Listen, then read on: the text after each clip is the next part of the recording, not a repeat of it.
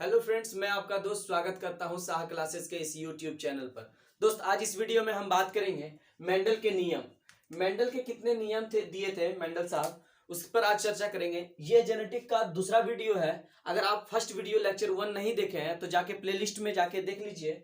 जो first video में हमने बताया था कि मेंडल साहब को जेनेटिक्स के फादर क्यों कहा जाता है, उन्होंने कितना वर्ष इस फील्ड पर काम किए थे और कौन सा मटर प्लांट पर काम किए थे और कितने कैरेक्टर पे काम किए थे, ये सभी उस वीडियो में बताए थे। तो अगर आप पहला वीडियो नहीं देखे तो जाके उस पहला वीडियो को पहले देख ले या फिर इस वीडियो के बाद उसको देख लीजिएगा। पहले नंबर आते हैं कि मेंडल के नियम जो थे, मेंडल के 3 नियम थे। प्रभाविता का नियम, पहला नंबर जो नियम दिए थे उन्होंने, प्रभाविता का नियम। क्या था प्रभाविता का नियम? सबसे पहले इसको इंग्लिश में समझिए, लॉ ऑफ डोमिनेंस। क्या इसको इंग्लिश में क्या कहा जाता था? Law of dominance. डोमिनेंस का मतलब क्या होता है? डोमिनेंस का मतलब होता है प्रभावित करना। कोई भी चीज किसी पर प्रभावित करना, उसको डोमिनेंस कहते हैं। या फिर कोई भी कैरेक्टर, जैसे ये छोटा कैरेक्टर था, उस पर ये क्या हो रहा था, बड़ा वाला कैरेक्टर प्रभावित हो रहा था। तो इस प्रभावित जो कैरेक्टर हो रहा है, इसमें इस गुण क्या हो रहा है, ये गुण प्रभावित हो रहा है किस पर? ये छोटा वाला पे। तो इसी को कहा जाता था प्रभाविता का नियम। एक बाय एक करके हम लोग देखेंगे ये तीनों नियम, प्रभाविता का नियम और विसंयोजन का नियम और उसके बाद स्वतंत्र अपव्यवहार का नियम, जिसको लॉ ऑफ इंडिपेंडेंट असॉर्टमेंट कहते थे। लॉ ऑफ इंडिपेंडेंट असॉर्टमेंट, ये तीसरा नियम था। ये एक एक करके हम लोग देखेंगे, लेकिन उससे पहले उससे पहले कुछ ऐसे टर्मिनोलॉजी है, कुछ ऐसे टर्म है जिसके बारे में अगर वो जान जाते हैं तो फिर ये चैप्टर आसान हो जाएगा समझने में। ठीक है, तो सबसे पहला नंबर F1 जनरेशन। क्या होता है सर F1 जनरेशन? F1 मतलब होता है फेलियर। क्या? ये जो मेंडल साहब ये एक्सपेरिमेंट किए थे, इसमें जो पी प्लांट को, मटर प्लांट को उन्होंने लिया था एक्सपेरिमेंट के लिए। उन्होंने 8 साल तक इस पी प्लांट पर 8 साल इस प्लांट पर क्या किए थे, एक्सपेरिमेंट किए थे। और उसके बाद इन्होंने ये F1 जनरेशन के बारे में, F2 जनरेशन के बारे में, क्या होता है मोनो हाइब्रिड, क्या होता है डाई हाइब्रिड, किसको होमोजाइगस कहते हैं, किसको हेट्रोजाइगस कहते हैं, या फिर प्रोजेनी क्या होता है जिसको पीढ़ी कहते हैं इंग्लिश में, जीन क्या होता है, फेनोटाइप क्या होता है, जीनोटाइप क्या होता है, ये सब टर्मिनोलॉजी है इस जेनेटिक्स चैप्टर का। अगर ये जेनेटिक्स चैप्टर का आप इस टर्म को समझ जाइएगा तो बहुत इजी इस चैप्टर में आपको लगने लगेगा और क्वेश्चन बहुत आसान से बनेगा। तो सबसे पहले आते हैं कि F1 जनरेशन में जो पहला पीढ़ी है उसको F1 जनरेशन बोला गया। क्या हुआ F1 जनरेशन? देखिए कि F1 जनरेशन कहने का मतलब क्या, कि वहीं से जनरेशन स्टार्ट हुआ? नहीं, वहां से जनरेशन स्टार्ट नहीं हुआ। तो क्या बोले कि कोई भी प्लांट, अगर एक प्लांट लिए उसका, चूंकि मेंडल साहब पी प्लांट पर उन्होंने क्या किए थे, एक्सपेरिमेंट किए थे, तो पी प्लांट पर 7 कैरेक्टर में लिए थे और 7 कैरेक्टर में कितना ट्रेट था? 14 ट्रेट। क्यों सर 14 ट्रेट क्यों था? क्योंकि ये जो कैरेक्टर होता है हमेशा पेयर में होता है, हमेशा पेयर में होता है। कोई भी चीज कैरेक्टर क्या होता है, हमेशा पेयर में होता है। तो मेंडल साहब उन्होंने बोले क्या कि जो पहला जनरेशन होगा, क्या होगा? पहला जनरेशन। तो पहला जनरेशन होगा क्या, वही समझ लेते हैं पहले कि पहला जनरेशन क्या होगा।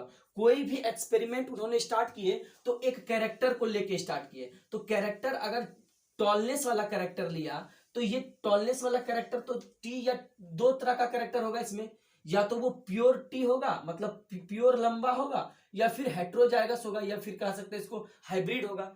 तो इसमें देखिए 2 तरह का, ये टॉलनेस को दिखाता है और ये ड्वार्फनेस को दिखाता है, ये बौनापन को दिखाता है।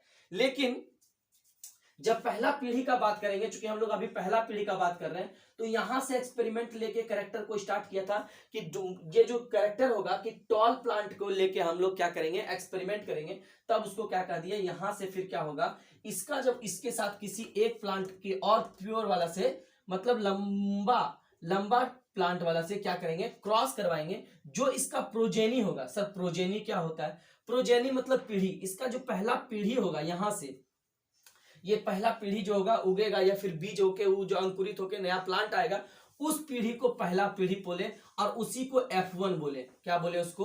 F1। इसी को क्या कहते हैं इंग्लिश में? फेलियर 1 या फिर F1 जनरेशन। ठीक है, आप लोग कभी भी बीज वगैरह लेने जाइएगा, उस पैकेट में लिखा हुआ रहता है F1। यहाँ पे F1 लिखा रहता है। ठीक है, F1 लिखा रहता है किसमें? जब पैकेट कोई भी बीज लेने जाइएगा तो, ठीक है। और इस बीज को लेना ही आपको अच्छा रहेगा, ताकि इस बीज में जो F1 जनरेशन का जो बीज होगा वो हमेशा अच्छा होता है, ठीक है। नेक्स्ट बात करते हैं F2 के बारे में कि F2 क्या होता है सर। दूसरी पीढ़ी, देखिए पीढ़ी यहीं से पता चल रहा है कि दूसरी पीढ़ी। F2 मतलब फेलियर टू। देखिए कोई भी अगर आप देखे होंगे कि जब भी कोई बीज लगाते हैं तो जो बीज हम लोग मार्केट से लाके लगाते हैं और फिर लगाने के बाद नेक्स्ट ईयर अगर उसी बीज को रख के हम लोग लगाएं तो उस तरह का उपज नहीं होता है। तो अगर उस तरह का उपज या फिर उस तरह का प्रोडक्शन आपके पास नहीं हुआ तो इसका मतलब क्या हो रहा है कि जो भी बीज हम लोग लगाएं, जैसे यहाँ पे टॉलनेस का बारे में बात किए थे मेंडल साहब कि टॉल प्लांट लिए और फिर यहाँ पे एक और टॉल प्लांट लिए। क्यों सर 2 4 4 क्यों लिखे? क्योंकि जीन हमेशा पेयर में रहता है। कैसे रहता है? पेयर में रहता है, ठीक है। तो पेयर में रहा इसीलिए इसको अलग अलग लिखे। अब यहाँ पे देखिए दूसरी पीढ़ी में तो पहला पीढ़ी में जो भी आया होगा, लेकिन इसको अगर रख देंगे घर में, अगर रख दें कहीं पे और फिर 1 साल के बाद अगर उगाएंगे तो यहाँ पे ये दूसरा पीढ़ी हो जाएगा। इसी को क्या कहते हैं? दूसरा पीढ़ी। तो इसको क्या कहें इंग्लिश में कहें F2 जनरेशन। जब हम पढ़ेंगे विसंयोजन का नियम, लॉ ऑफ सेग्रीगेशन, उसमें F2 और F1 के बारे में चर्चा होगा, वहां पे आप कंफ्यूज नहीं कीजिएगा, ठीक है। आगे आते हैं, बात करते हैं, आगे बढ़ते हैं कि प्रोजेनी क्या होता है। तो प्रोजेनी पीढ़ी को कहते हैं, प्रोजेनी, ठीक है। प्रोजेनी अगर शब्द यूज करें तो आप टेंशन में मत आइएगा क्या कि प्रोजेनी का मतलब क्या होता है? पीढ़ी होता है, ठीक है। आगे है जीन को जॉनसन साहब दिए थे, लेकिन 1900 कितना में दिए थे? 1909 में। इसको जीन टर्म को क्या किए? मेंडल साहब चेंज कर दिए नाम और उसका नाम रख दिए फैक्टर। किसका नाम? इसका नाम फैक्टर रख दिए। फैक्टर कौन? ये मेंडल के द्वारा टर्म दिया हुआ। जीन और फैक्टर दोनों ही एक ही चीज है। क्या है? जीन और फैक्टर दोनों एक ही चीज है, ठीक है। जीन क्या होता है? जीन समझिए कि पीढ़ी दर पीढ़ी जो कैरेक्टर हम लोग में, जो चीज हम लोग में पीढ़ी दर पीढ़ी चलते आता है, उसी को क्या कहते हैं? जीन कहते हैं। उसको बाद में जॉनसन साहब ये टर्म दिए थे, लेकिन उसको बाद में जो ये मेंडल साहब थे क्या किए? उनको चेंज कर दिया और फैक्टर अपना नाम दे दिया कि फैक्टर कहेंगे इसको, ठीक है। उसके बाद आता है फेनोटाइप। क्या होता है फेनोटाइप या क्या होता है जेनोटाइप? फेनोटाइप या जेनोटाइप क्या होता है? देखिए फेनोटाइप को बाहर से दिखने वाला आकृति। क्या होता है बाहर से दिखने वाला आकृति? देखिए थोड़ा सा फेनोटाइप क्या कहते हैं। कोई भी प्लांट लिए, हमेशा लंबा प्लांट ले रहे हैं तो लंबे प्लांट ले लेते हैं, ठीक है। तो कोई भी प्लांट लिए, एक टॉल प्लांट लिए, तो टॉल प्लांट लेने के लिए क्या करना होगा? हमेशा कैरेक्टर को 2 ट्रेट में लिखना होगा। तो ये टॉल प्लांट ले लिए। आप एक तरह का और प्लांट लेते हैं, ये प्लांट, तो इस प्लांट में टॉलनेस के बारे में बात किया है, लेकिन इसमें भी तो टॉलनेस के बारे में बात किया। ये तो डोमिनेंट है सर, ये तो प्रभावित कर रहा है किसको? इस छोटा वाला को। ये छोटा वाला को प्रभावित कर रहा है कौन? ये। लेकिन इसका भी प्लांट क्या हो जाएगा? टॉल हो जाएगा। ये टॉल हो जाएगा और ये भी प्लांट क्या हो जाएगा? टॉल हो जाएगा। दोनों प्लांट जब टॉल हो गया तो दोनों में डिफरेंस क्या हुआ? देखिए दोनों में डिफरेंस यही हुआ कि ये जो है ये क्या होता है कि बाहर से दिखता तो है टॉल, लेकिन अंदर से भी क्या उसके पास उसका जीन भी क्या है? जीन भी क्या है? टॉलनेस है। लेकिन इस बारे में बात करते हैं कि ये टॉल तो है, लेकिन इसमें क्या है? मिक्सिंग है। इसको हाइब्रिड भी कहते हैं। मिक्सिंग है क्या चीज का? इसमें ड्वार्फनेस का भी मिक्स है। तो ड्वार्फनेस का क्या है? ट्रेट है इसमें। तो इसको कह दिए क्या? जीनोटाइप। कि इसमें क्या है? ये क्या है? हाइब्रिड है। हाइब्रिड है तो हाइब्रिड है तो ये क्या हो गया? हाइब्रिड है तो ये क्या हो गया? ये एक टॉल प्लांट है, लेकिन क्या हुआ? हाइब्रिड है। तो इसी को कह दिए क्या? जीनोटाइप। कि अंदर से दिखता कैसा, क्या कैरेक्टर है इसमें, लेकिन ये जो बाहर से दिखने वाला कैरेक्टर कि कैसा है, लंबा है कि नाटा है, या फिर ये प्लांट के बारे में, पी मटर के बारे में ग्रीन है कि येलो है, ये सब कैरेक्टर के बारे में अगर बात करता है तो क्या हो जाता है? वो फेनोटाइप हो जाता है, ठीक है। जैसे देखिए यहाँ पे ये दोनों तो टी है, लेकिन क्या हो गया? ये दोनों टॉल है, लेकिन ये हेट्रोजाइगस है, ये होमोजाइगस है, ठीक। जीनोटाइप किसी भी व्यक्ति का अनुवांशिक रूप मतलब वही जेनेटिक रूप होता है। बात करते हैं कि जेनेटिक रूप क्या है, उसका अंदरूनी क्या है, उसमें जीन किस प्रकार का है। देखिए टॉल तो है, लेकिन इसमें जीन कैसा है? छोटा जीन है। छोटा वाला का भी जीन है तो इसको ड्वार्फनेस भी आएगा। अगर ये किसी से साथ नेक्स्ट जनरेशन में क्या होता है, ये उभर के आ जाता है, ये उभर सकता है। कैसे? तो इस लॉ के नियम, जितने भी नियम है मेंडल साहब के 3 नियम, प्रभाविता का नियम, दूसरा नंबर विसंयोजन का नियम और तीसरा नंबर स्वतंत्र अपव्यवहन का नियम। सबसे पहले प्रभाविता का नियम देखेंगे कि लॉ ऑफ डोमिनेंस किसको कहता है, कैसे एक दूसरे पर ट्रेट कैसे आके डोमिनेट हो जाता है या फिर प्रभावित कर देता है छोटे वाले को। और यहाँ पे दूसरा नंबर देखेंगे लॉ ऑफ सेग्रीगेशन कि लॉ ऑफ सेग्रीगेशन में कैसे एक दूसरे से कैरेक्टर या ट्रेट एक दूसरे से क्या हो जाता है, अलग हो जाता है। सेग्रीगेट मतलब अलग होना होता है। ठीक है, स्वतंत्र अपवाहना का नियम, तो ठीक है, इसमें लॉ ऑफ इंडिपेंडेंट असॉर्टमेंट, इसमें भी इसका में भी क्या क्या बात करता है, आपके एग्जाम पॉइंट ऑफ व्यू से किस तरह के क्वेश्चन आते हैं अभी देखेंगे थोड़ा सा। ठीक है, इसको मिटाइए, अगर आप नहीं लिखे हैं तो इसको लिख लीजिए या फिर स्क्रीनशॉट लेके रख लीजिए।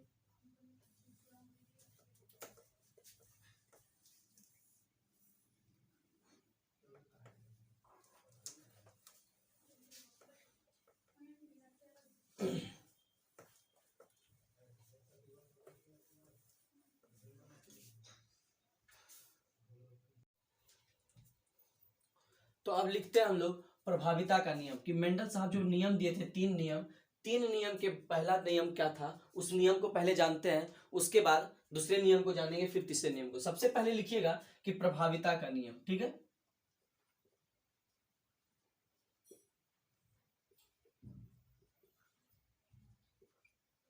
नियम, प्रभाविता का नियम क्या कहलाता है, इसको इंग्लिश में कहते हैं लॉ ऑफ डोमिनेंस। क्या कहते हैं इसको? Law of dominance.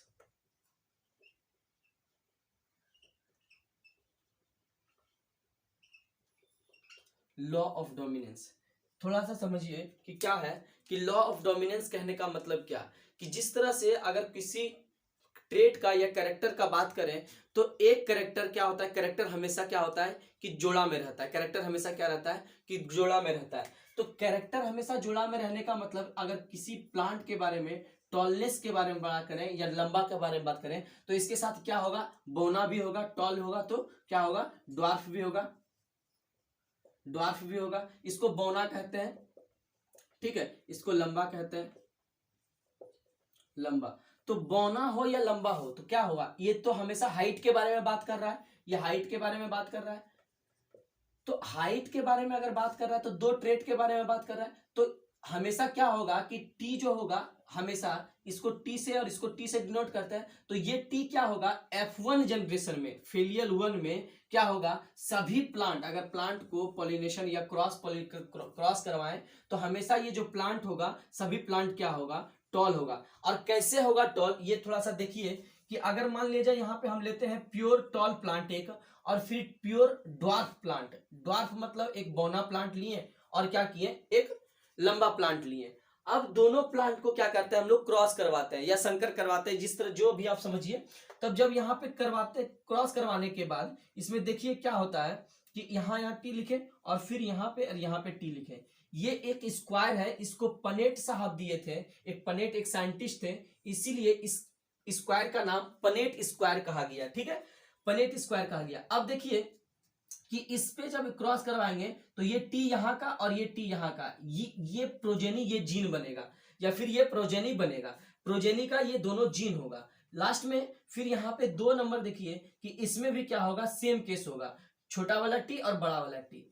नेक्स्ट वाला में क्या होगा, फिर जब बड़ा वाला टी और छोटा वाला टी को क्या करेंगे, जब क्रॉस करवाएंगे तो फिर यही होगा और फिर क्या होगा, ये होगा। ये 4 केस बनेगा और 4 केस में आप देख रहे हैं कि सभी प्लांट क्या हो रहा है, टॉल हो रहा है, लेकिन कैसा है, हेट्रोजाइगस है। कैसा है, हेट्रोजाइगस है। सभी प्लांट कैसा है, टॉल है। इसी को कहा गया F1 जनरेशन। इसी को क्या कहा गया, F1 generation. Law of dominance, क्या हुआ लॉ ऑफ डोमिनेंस, कि देखिए कि ये जो कैरेक्टर था टॉलनेस, इस पर क्या हो गया, ड्वार्फनेस पर प्रभावित हो गया। क्या हो गया, प्रभावित हो गया। अब इस पर प्रभाव जब डाला तो ये क्या हो गया, बौनापन हमेशा दब गया और ये क्या होगा, ये जो टॉलनेस लंबापन है वो क्या हो गया, उभर के आया। अब जब उभर के आया ये लंबा वाला कैरेक्टर, तो इसमें क्या है, इसमें तो मिक्स भी है, क्योंकि ये टॉलनेस भी है और ड्वार्फनेस दोनों है इसमें। तो ड्वार्फनेस जो आया वो क्या हो जाएगा, सेकेंड F2 जनरेशन में। देखिए F2 जनरेशन में एक यहां से ले लीजिए ये, और यहां से एक ले लीजिए ये। फिर क्योंकि ये जो F2 का क्या था, ये कैरेक्टर था, तो F2 में क्या, F1 में क्या था, ये था हेट्रोजाइगस टॉल। अब F2 को निकालने के लिए फिर उसी तरह हम लोग क्या करते हैं, क्रॉस करते हैं। तो यहां लिखिए T और फिर यहां लिखिए T, छोटा वाला T। अब इसको जब क्रॉस करते हैं, चूंकि फिर से आपको बता देते हैं ये स्क्वायर और बॉक्स क्यों बनाए, क्योंकि ये क्या है, पनेट साहब एक साइंटिस्ट थे और पनेट जी ने इसको दिए थे क्या सिद्धांत कि ये जो कोई भी क्रॉस कराएंगे तो हम लोग एक स्क्वायर में लिखेंगे, इसीलिए इसको पनेट स्क्वायर भी कहा जाता है। ठीक है,